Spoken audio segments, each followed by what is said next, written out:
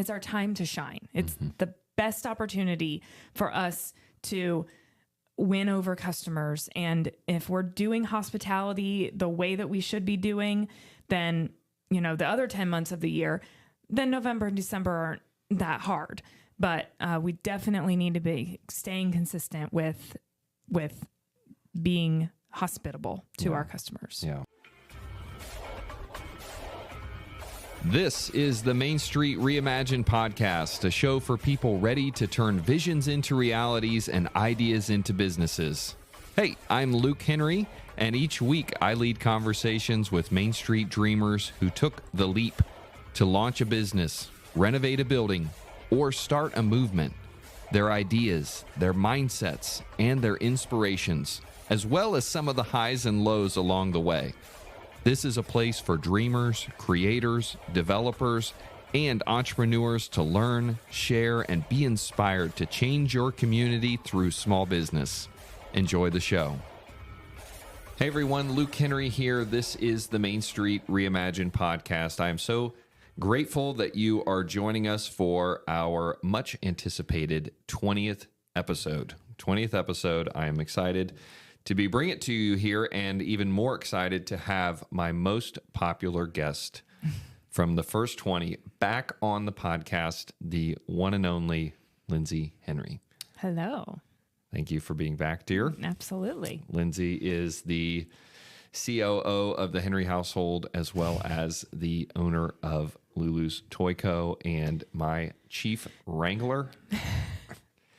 I can't remember if we shared this in the first episode, but it's worth repeating if we did, that we say that I am the kite and Lindsey is the string. And so we complement each other. There's like a healthy tension there. And without the string, the kite may just float away with all kinds of new and crazy ideas. But without the kite, the string might just be laying on the ground and not doing very exciting things. And so she keeps attention, you know, just like a kite will go higher and better and under more control with a little bit of tension on it. That's what Lindsey does for me. And so we are a good team. Yes, we are. Now almost 20 years into marriage, a few years into her journey as an entrepreneur, and really for our entire marriage and relationship, though, I've been a small business owner. So we've been taking this ride together. If you missed our first episode, I'd encourage you to go back and listen to it. It's chock full of all kinds of gems and our best advice and stories and reflections from some of our family business and lessons learned and everything. So today we're going to take a different direction here, and I'm excited to be having this conversation with Lindsey. And so we are going to talk about the status of the retail market, the boutique retail market, and then go into 10 things that retailers can do to recover through the holiday season and beyond. So we're excited to be compiling this. This is something we've been kind of rattling around through some travels and through some conversations that we've had, and we decided to spend a little bit of time on the couch thinking and talking about how we could bring this to make it useful to our listeners. Yep. So the status of the retail market. So many of you know this has been just a kind of a crazy year in a lot of senses. I mean, we're recording this just a few days before it drops, and that means it's a few days after the election. And so we're kind of on the other side of that, but really most of the year and certainly the last few months that's been what's leading the headlines. No matter which candidates you're supporting, everyone has a sense of just kind of angst and uncertainty about the future, and that comes out in people's purchasing habits and consumer spending. And that's really on the heels of what's been a tougher economy here the last year or two. Obviously, there was COVID. There was then kind of like a boomtown effect with all of the stimulus money and all the different incentive programs meant to stimulate the economy. And then that kind of tapered off and then, went into arguably a recessionary time. And really kind of the last year has been, very sluggish. And so I think that a lot of businesses have been feeling that. Of course, some sectors, not so much. Some, just like during COVID, some sectors were not affected hardly at all, or they had positive growth. Others were completely devastated. And, you get different sectors of the market moving in different directions. But what we have found, really, we've done some traveling, been able to actually have a few kid-free days for the most part. And so the last month, we've traveled to like 6 different small towns. And while we're there, I mentioned that's like our hobby, and we love to just connect with small business owners in those towns, especially retail and restaurant. And we've heard some kind of interesting themes. So, Lindsey, maybe you would share what some of those themes have been as we've traveled around and talked to some of these like small business owners. Yeah, so we've pretty consistently through these towns heard from many different types of stores and different sizes of towns that sales are definitely down by quite a bit from last year. Yeah. So, we have heard that message, and, and I think that everyone has had like, they've been, kind of disappointed, but I think everyone still has that hopeful, camber to their voice where it's like, hey, it has been a dip, but we see, some light coming. Or they recognize the dip and so they're like, so we're coffee. We do coffee. And so we're going to start selling our coffee in different retail stores in town, or, wholesaling it somehow or something like that. So they're getting creative. Yeah. Looking to make some pivots or expanding. And, the saying is that necessity is the mother of invention. And just like we talked about during COVID, when, we were running food establishments and venue places that, were deeply impacted by the pandemic, we had to pivot. We had to make a change in order to be able to survive. And so I think that there are some that have kind of, not to that dramatic extent, but are looking around and saying, okay, I'm seeing a little bit of slowing maybe in this sector of my business or across my entire business. And so I'm looking to make some shifts, although I want to stay true to my core business. And I do see that I believe that the economy is going to shift in a positive direction. Yeah. Because, people that I've talked to in the toy world, sales reps or vendors that are long time been in the retail world, this is not their first election cycle. They've been through maybe 4 election cycles or more, and it's the same thing. I heard it at Atlanta Market in January. Okay, hold on, like it's election year. So this is fairly typical. So I think that message is what keeps us as retail and boutique store owners hopeful, that because they say then once the election is over, everything's pretty much back to normal. Well, it's like, do we even really know what our normal is? Yeah.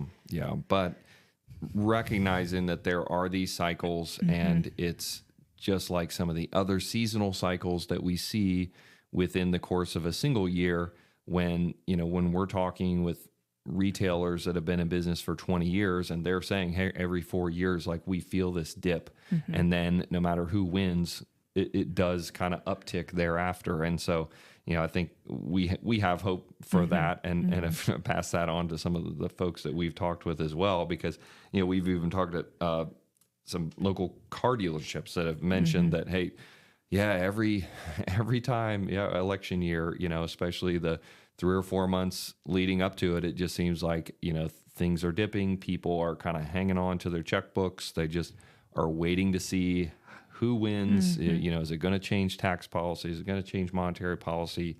And is it going to impact our ability to make a major purchase And, that even trickles down to where people are eating. Maybe they're still eating out, but they're choosing fast food instead of a sit down experience. Or maybe they're still buying things, but they're, looking for cheaper alternatives. And so, just trying to be aware of some of those trends. Yep.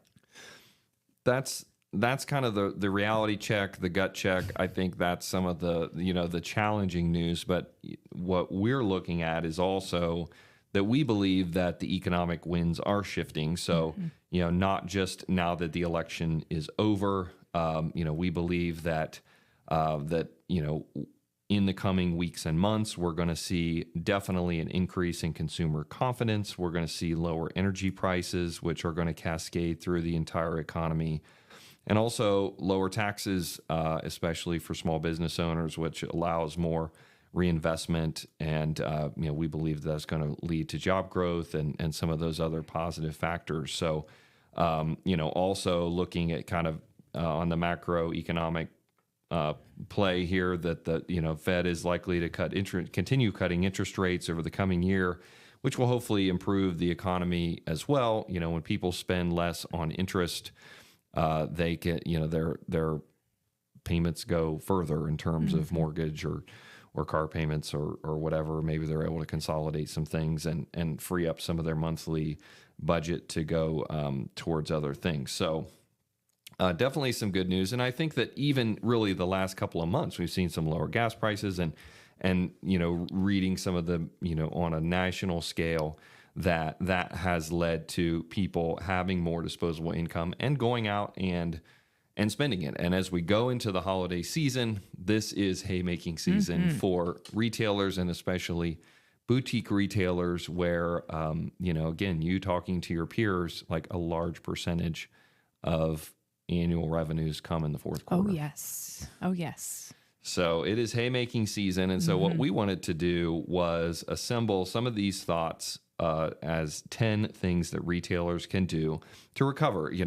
That's assuming that things have maybe taken a little bit of a dip this year. If you're one that hasn't seen too much of an impact, great. How about we'll make it 10 things to thrive and grow through the holiday season and beyond. That's our heart for small business owners. And, we want to add value to you who are listening. And if this doesn't specifically pertain to you, I think that hopefully you'll find this still interesting. And we would ask you to do one of two things. One is share it with someone who could really benefit from this information, somebody in your network that that has a small business, particularly if they're a boutique retailer. And then secondly, if you're a consumer, we would ask that you give a little more thought to how you might be able to support the small businesses in your community to be able to help them grow and thrive through this holiday season and beyond. Because it's one of those things where we're guilty of it too. This is not meant to sound too preachy, I think, but sometimes we just forget all the opportunities that are around us, and we take for granted some of the really great stores, some of the really great restaurants that we have in our community that are locally owned. And then something happens and one closes up, and we're like, oh man, that really left a hole in our community. And we have to look in the mirror and say, were we doing all we could to support that place in order to make sure that they survived and thrive going forward in our community? And so we know that this podcast reaches people in a lot of different communities, not just Marion. And so we want you to hear the message that it's not just you. If you have experienced a little bit of a challenging year, it's not just you. Again, we're hearing it across a lot of different communities all around. And so we want you to put these strategies to work and hopefully be all the better for it and even better off for a really strong 2025 and beyond. So with that, we're going to launch into these 10 things, and Lindsey's going to share some ideas, some new things that she's working on and that she's collaborating with others on, and hopefully you all can learn from this as well. So number one, inventory. Yes. So our favorite little saying is you can't sell what you don't have. So I know it can be scary to look at your shelves and know that you need to fill them. And That takes money, which, with sales down, that's just the whole process. But now is the time to get those shelves full. People are coming in, looking for maybe those higher dollar items that they don't purchase during the year. So now's the time to get those on those shelves, and keep them full, for as long as you can. I know that shipping can be, delayed sometimes, but if there's items that you can get in quickly that have already sold, let's get those back on the shelves, and let's sell them again. Yeah. So again, in a small retailer's world like this, stocking up and really making sure that things are overflowing for the Christmas season. It's tens of thousands of dollars outlay. And again, if you're kind of coming off a sluggish Q3, that can be tough to do. But, this is maybe where we lean on our suppliers a little bit for a little bit better terms, maybe some extended terms, help us out to be able to kind of bridge the gap here of cash flow, and then, be able to get some terms to where then you can sell through that stuff, pay those bills, and have a little stockpile going into the new year. Mm-hmm. Yep. Good. Anything else in terms of inventory? I think that's it. Yeah, that's good. We're good. So again, thinking about some of those higher dollar items too, because and really thinking not just having inventory, but having the right inventory, right? To make sure that you're really stocked on the items that you believe that people are going to be buying for this holiday season.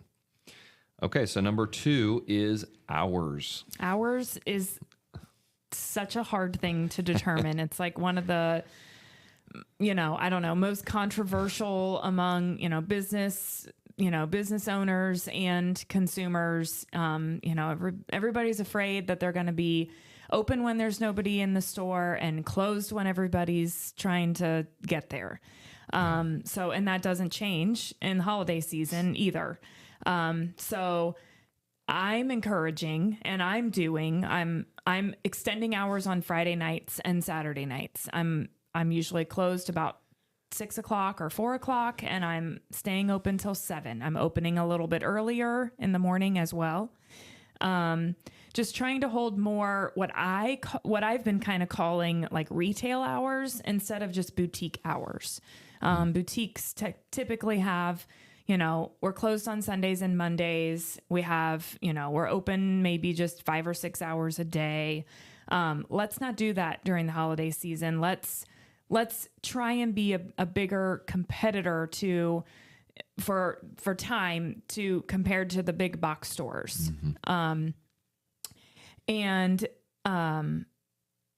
Updating those hours on all of the platforms, which I need to make a note myself to do that. There's all those all those places that customers can find our hours: Facebook, Google, website, and you think that you've done them all. And then you get a message that this customer came to the store and your hours said this and you were closed or whatever, and you forgot. So update those hours on all the platforms that you're on. Yeah. I think that, and this is kind of a baseline expectation, but really even just making sure that if you advertise that you're going to be open certain hours, staying open those hours. That's something I know that you've always been a stickler about. I've always really respected that you do that, and I think customers do too. And it's really hard. It's really difficult when you haven't, had much traffic or any traffic for the last, hour or two of being open. And it's really tempting to want to close early. But if you advertise that you're going to be open till a certain time, being open until that time. Yep. And it's hard, but that is something I've committed to, because before I was a store owner, it was frustrating if I would get to a store or a restaurant and it showed that they were supposed to be open and they weren't, or I would hear, that frustration from other people. And so I've really tried to dial in like when I'm pretty sure people are going to be shopping and holding to those hours. Yeah. So expanding hours through this holiday season, making sure that you're giving as many people an opportunity to shop as possible. and then making sure that you're shouting that from the rooftops, and also we'll get to this, but collaborating. And so if it's Friday and Saturday evening, like how can you cooperate with local restaurants? Maybe they can help people know that you're open. So if they're on a wait, they encourage people to go over and visit your store while they're waiting, kind of the Cracker Barrel effect, as they call it. And so, coupling that retail with food, or, even coordinating events that get people out on those evening hours, if you're going to be open those hours, is really valuable. So hours. Yeah. If I had $1 for every time that we've talked about hours since you've been in, and I cringe business every day. He's like, Luke's favorite. Have you thought about maybe staying open an extra hour on Saturday? It's just what we talk about. I mean, because it's such a hard thing to manage. Yeah. And again, I mean, hear this tension that retailers feel. If you're a consumer and you're one that has ever been, critical or frustrated of hours not being, as long as what you would like them to be, it is challenging, and it is something that is a lot of thought is given to in order to try to dial it in, because, again, this is a business and you can't just sit there if people aren't going to come out.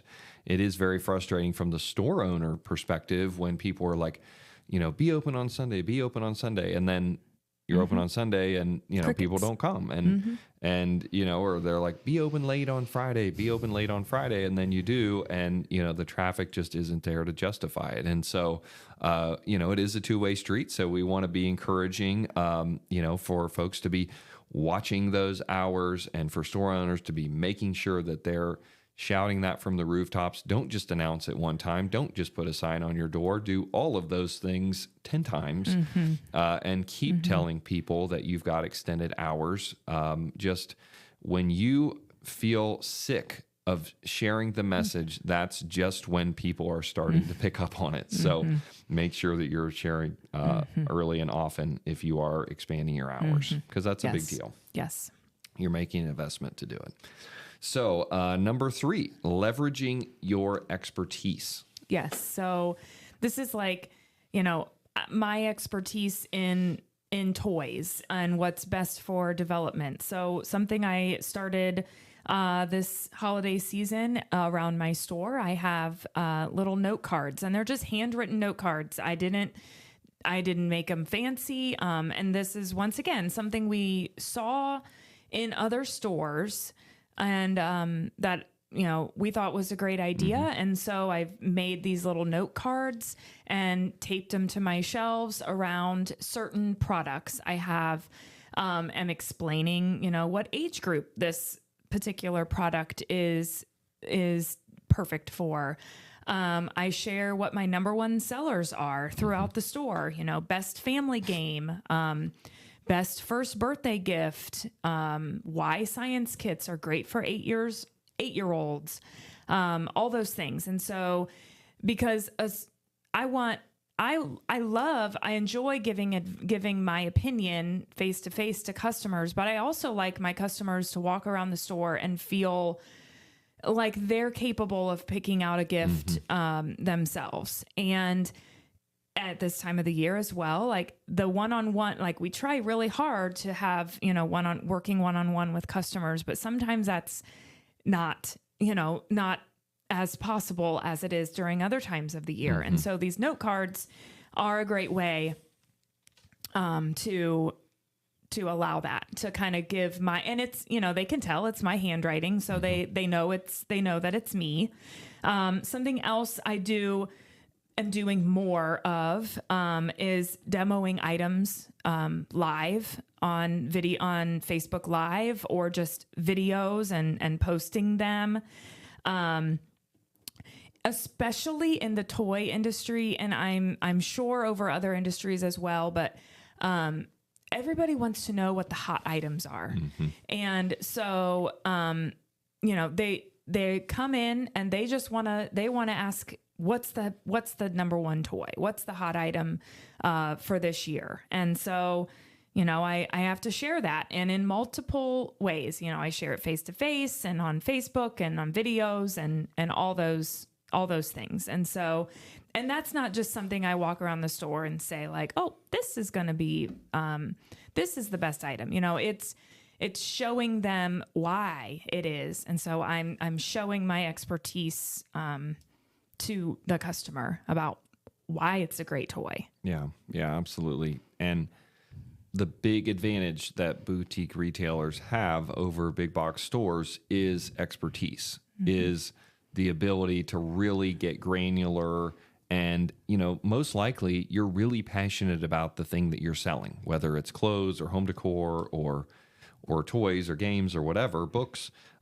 You're really passionate about that thing. So if you can find ways to share your expertise, yes, one-to-one is great.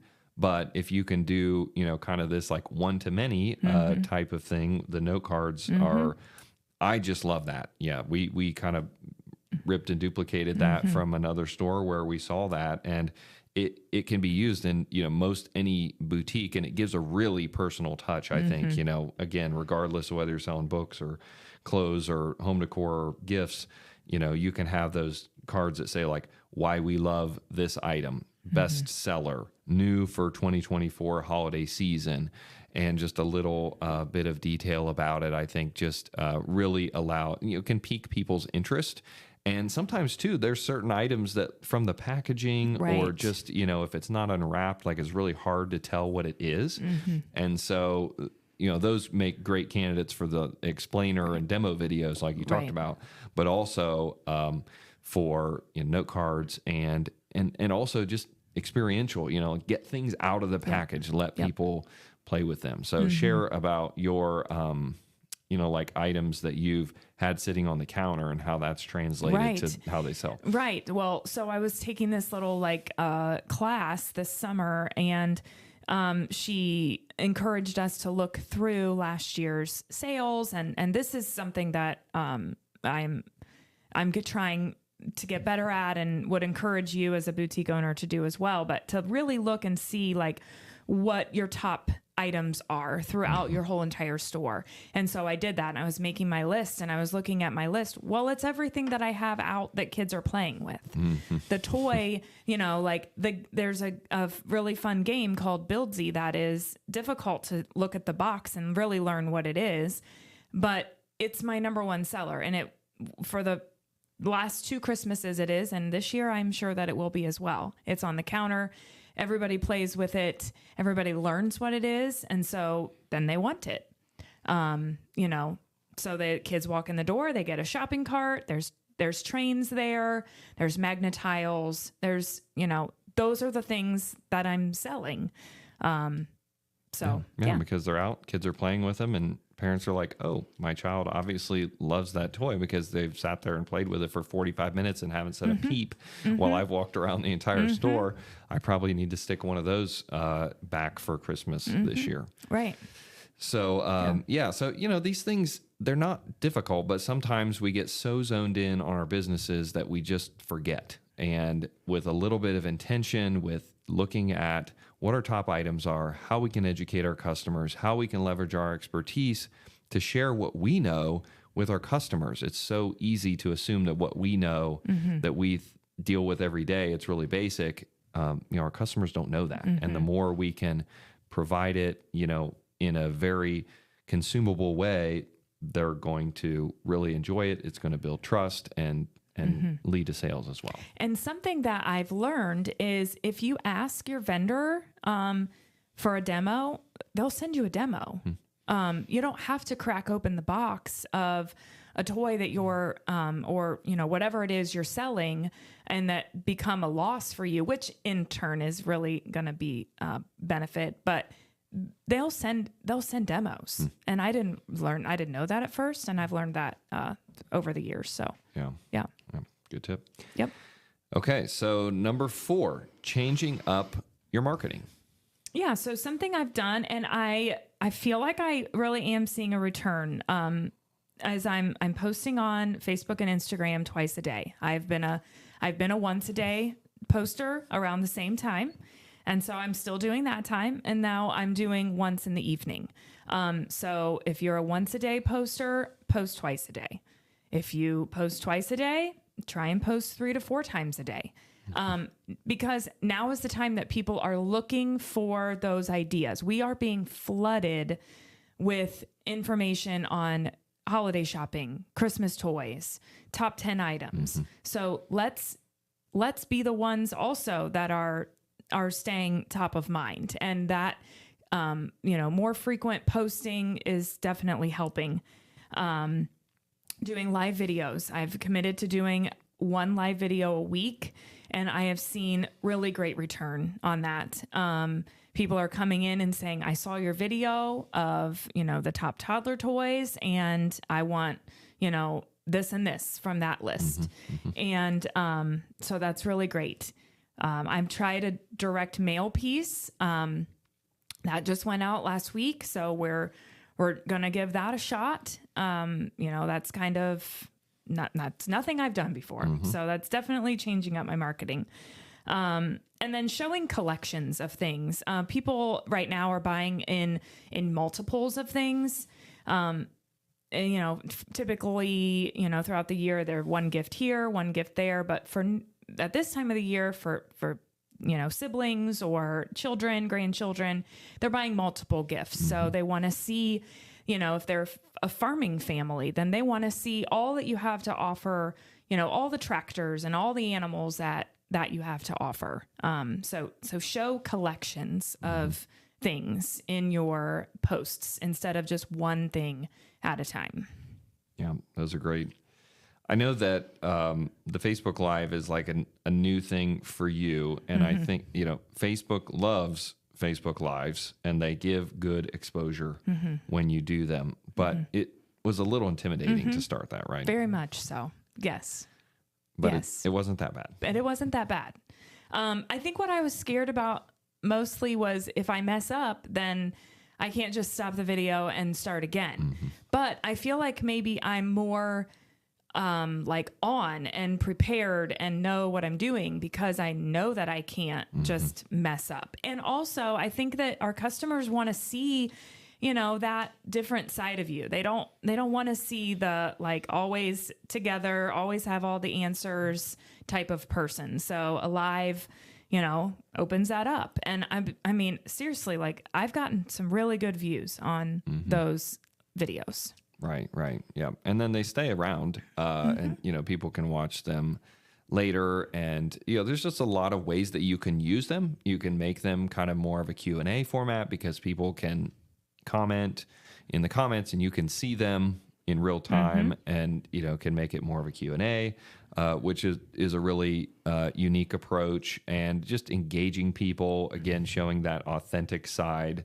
Like you were saying, building trust and just connecting with your consumers is really important. So we talked in the episode with Jenny Lust, and of course she's your shop neighbor, and you guys talk a lot, and of course her manager Maria and Jenny do a lot of videos together and Facebook Lives, and people just love them because they are very authentic in those videos. They have fun with it, and people can see their personality. And then when they come in, even if they've never met Jenny or Maria before, they feel like they know them. Right.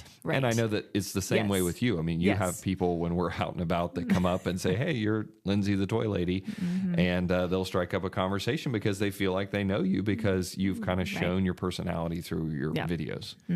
So it's intimidating. It's a little scary to put yourself out there, but there are definitely rewards for doing that. Definitely. Yep. So if somebody's not doing that, that's a great way to change up your marketing. So I encourage you to do that. Okay, number 5, stay consistent. Yeah, so I am staying consistent with my newsletters. I send out a newsletter every week on the exact same day of the week at the exact same time. And I did some research to figure that out. And it is researched that Tuesday, Wednesday, and Thursday are the better times to send out those emails, sometime before lunch or right after lunch.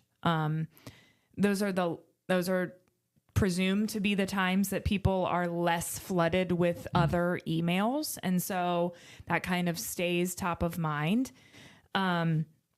So, and just showing up, like just showing up, to your store day after day, being the person that you are the 10 months of the year, you know, just like you are the 10 months of the year, these 2 months of the year. Yeah. You know, we pride ourselves in being the toy experts, the game experts, all the other months of the year. Well, we are these times too, you know?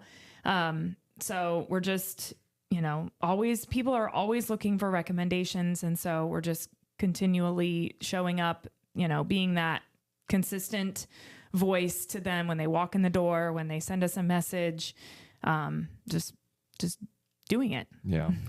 I think it's really easy, especially when maybe people have had a rough prior quarter or whatever, you know, to kind of get a little bit of that discouragement seep into their willingness to continue putting in the stuff and the time in the effort into things that maybe don't seem like they're having a lot of results. You know, maybe they're, you know, been doing their newsletter, but they just are like, don't feel like I'm seeing consistent feedback or impact from that. And so I want to slack off of that. Or, you know, I'm posting on social media every day and I don't feel like I'm getting results. So maybe I'll just slack off to, you know, twice a week. But just continuing to show up and stay consistent, I think, is going to just really pay dividends, because you're kind of like making deposits over time, and eventually those are going to get cashed in, right? You know, by staying top of mind, by educating people throughout the year, now you're established in their mind as the toy expert when it comes time to go shop for their Christmas gifts. And if you just start that on November 15th, it's really hard to build up trust that takes time to build in a week or two before Black Friday when they're ready to shop. Right. So, just staying consistent with all that stuff and still here through the season and beyond. Yep. Okay. So number 6, collaboration. Yeah. So, collaboration over competition is kind of a little saying that some of us in Marion here have established, and that is a boutique hub mindset and an encouragement to us in the boutique world. And so we have created here, well, Boutique Hub has created Pink Friday. I think that Beth Fox talked about that a few episodes back. 18. Yep. And so we're doing Pink Weekend, which is the Friday and Saturday before Pink Friday. Black Friday. Before Thank you. Thank you. So we're doing that, and we're all open the same hours, 10 to 7 that Friday and Saturday. And so we've collaborated on that. We have the same messaging going out. We have a billboard, we have flyers, we have maps, we have Facebook event. It is the same messaging from all of us. And that took work. That took, you know, all of us who have our own stores and who are used to creating our own marketing plans and our own, you know, Facebook events and newspaper ads and all of that, working together, meeting together and figuring that out. So and I believe that we are going, because of that collaboration, we are going to be more successful than if we were all just kind of, if we were all doing Pink Weekend, but we were all doing our own advertising, we all had our own flyer or something, we all had our own hours. It's that consistency, and it makes us look like we're, you know, working together, not just working against each other or just on our own. So that was kind of the event that has forced us to collaborate in other areas. And some of us, I mean, we have the exact same hours, not just for Pink Weekend, but for all of November and all of December. We have the exact same hours. It might be, you know, the store 2 streets away, you know, we have the same hours. And so that's something that we worked on before we posted them, before we made the window clings, all of that. We talked about what we were going to do, and we committed to, okay, you are going to be open on Sundays. I'm not usually open on Sundays, but I'm going to now. And so it's collaboration over competition. And, I think that it's paying us big time. Yeah. Oh, for sure. I totally agree. I think that the same hours is that's a real pro tip that hopefully some others out there, and it takes some cooperation. It takes a little bit of compromise, maybe, because I'm sure that maybe just like we said, we've talked about hours a million times. Others are, have different feelings about hours, and maybe their customers have a little bit different habits than yours. And, so you're trying to kind of compromise to find the happy medium so that you can maintain the same hours and try to catch everybody still. And sometimes it has to start as a kind of a small group. I mean, frankly, you and Jenny started doing that, your next door shop neighbor, because you saw so much spillover traffic between the two of you. You're like, hey, if you're going to be open on a holiday, I'll be open on a holiday. If you're going to be closed, I might as well be closed because we just need to do this in tandem. And then it sort of grew to like a few more stores that kind of started collaborating with you. And then hopefully it'll expand to some more. I mean, I think that this definitely is an inclusive type of deal, but it has to start somewhere. I think that if sometimes people are like, well, I don't want to offend any other stores, or maybe other stores say, well, those 5 stores are collaborating, and so I'm an outsider. I don't think it's like that at all. I think it's just you've got to start with the smaller group and then kind of expand from there. If you tried to get 12 or 14 stores to all have the same hours from the get-go before you started, then it would never get going. But if you can start with 2, then 5, then 7, then 10, then eventually maybe everyone is, if not exactly the same, very closely aligned. And then you can, as you said, be advertising it together.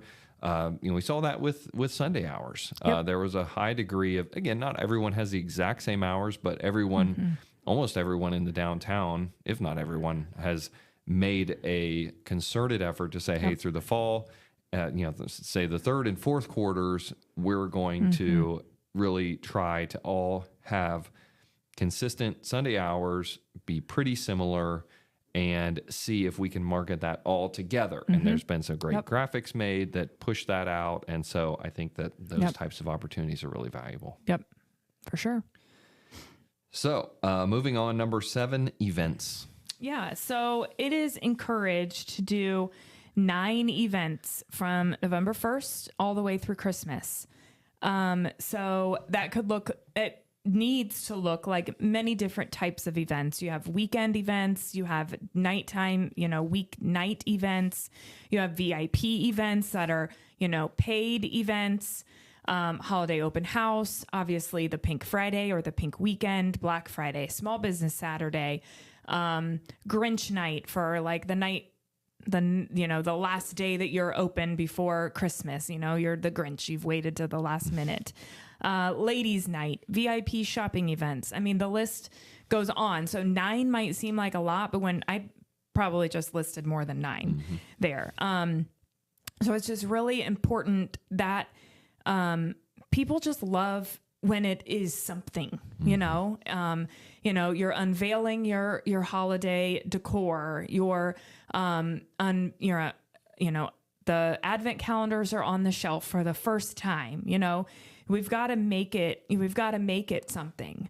So maybe not every event has some kind of sale or promotion or giveaway. It's a special event because you're unveiling the advent calendars, the Christmas candles, the Christmas sweatshirts for the first time.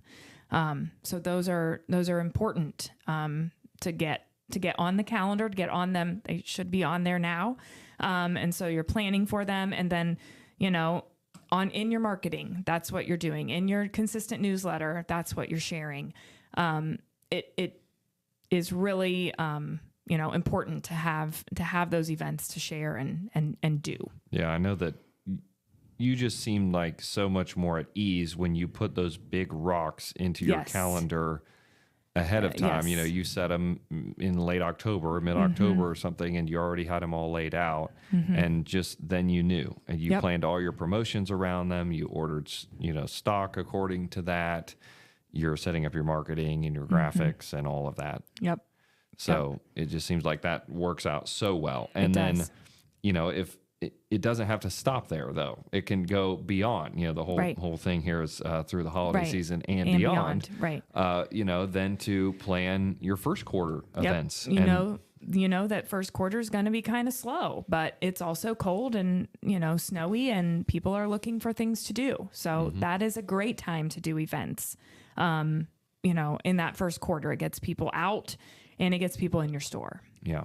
Yeah. And look for collaborations. Is there a restaurant, a brewery, a winery, another boutique? Is there someone, a maker that you can bring in? Is there an experience that you can curate for your customer base? There's just a lot of different ways that you can do events, and they are just the lifeblood, we believe, of small business in a retail environment, to get groups of people in, get them enjoying themselves, and again, just you're building trust and brand loyalty and all that along the way too. Yep. Okay, so number 8, hospitality. Yeah, so just keeping it very top of mind during this time of year. You might have people that haven't been in your store before, and it's important that you're putting your best foot forward and showing them, hey, we thought of you before you got here. We're greeting you at the door. Sharing if there is a promotion, if there is an event happening, pointing, asking what they're in here for, how can you help them, making it smell good, making your store clean, just focusing on how we're making the customers feel while they're in there. Do they feel welcome? Do they feel like they can ask you questions, or does it feel stale and like they're bothering you if they ask you a question? So I feel like I've said this before, and I feel like November and December are kind of like our Super Bowl. It's like, it's our time. It's our time to shine. It's the best opportunity for us to win over customers. And if we're doing hospitality the way that we should be doing, then, the other 10 months of the year, then November and December aren't that hard. But we definitely need to be staying consistent with being hospitable to our customers. Yeah, really well said. And just, if you can, ratchet it up a notch. We were commenting on Elena Renee, again, another boutique in Downtown Marion, and they have home goods and food-related items, and they had on Saturday morning a cake baking as people are coming in. They're giving away samples. So, just imagine you walk in the front door, you're greeted with that smell, a warm greeting, a sample, and it's just a wonderful experience. And we talk about that. And, you said it well. Our definition of hospitality is we thought of you before you got here. And they definitely did that in that instance. And again, you outlined some great ways as well. So hospitality, number 8, really good. Number 9, reviews. Yeah. So maybe something that I know I'm guilty of not putting much thought into reviews until I might get a bad one. And then you're like, oh no, like that. You just kind of forget about people really are looking at reviews, and they're looking at them in this time of the year, I would assume more than ever. And so I know there's incentives, there's a $5 kickback coupon that, my email marketing platform will give, if somebody leaves a review. So just encouraging your consumers to leave a review. Have a QR code at your counter to scan and leave a review quick. Do a giveaway for, you leave a review this week, you'll be entered to win this type of basket or gift card. So just really push to get reviews and reply to those reviews that you do get. maybe how can you as a shop owner in your own town, do that for as many stores as you can, kind of lead the charge on making sure that you've reviewed the places that you have, supported and been to, and just, ask for them to do the same for you. Yeah. Again, a great collaboration. You all can review one another and try to keep boosting everyone's reviews. Part of the Google algorithm is having not only a lot of reviews, good reviews, but also recent reviews. And so if you got a huge flood of them when you first opened and have only gotten a smattering since then, it's just not going to be as valuable as if you're getting those consistently. So again, if there's some really nice fresh ones, that's going to bode really well. If someone types in toy store near me and LuLu's pops up and they see that, it's obviously still open because it's gotten 4 reviews that show, in the last week or two. So, so good tips there. Yep. And then lastly, number 10, make it easier for people to buy. Yeah. So, everything has to be wrapped at this time of the year, obviously. So what we do at LuLu's is we offer free or complimentary gift wrapping. And we have a system for that. We take all the names down for all the gifts and write the description and leave them with they leave them with us, and we have a 48-hour guarantee turnback time. Or we have plenty of space. We can store them even if they want to come in on Christmas Eve and pick them up. We just try and do whatever we can for parents who need to get those gifts wrapped and maybe out of the house until it's time to put them out.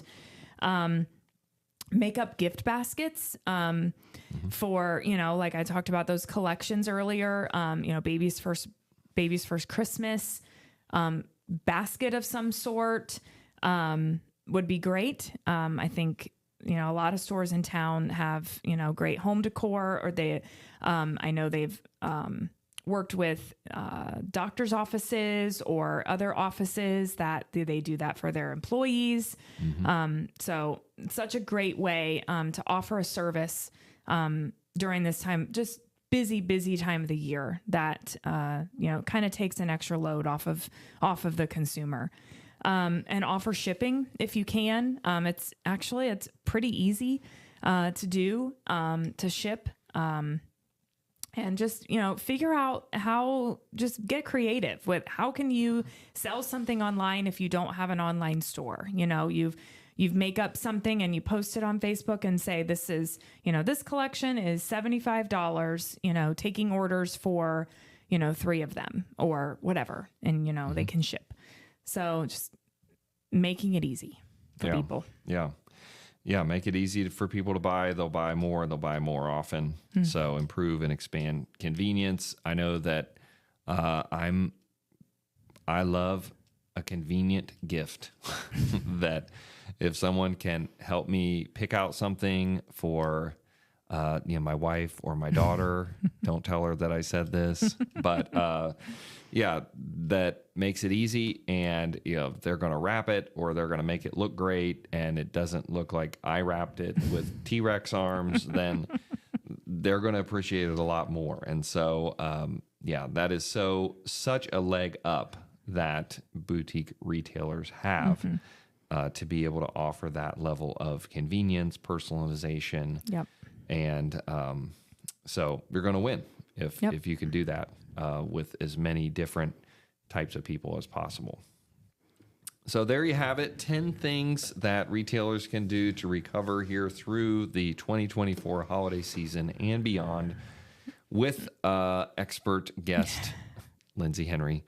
So thank you for sharing. I think these have been some really great tips. And again, I know that you said before we went on, hey, I don't have it all figured out.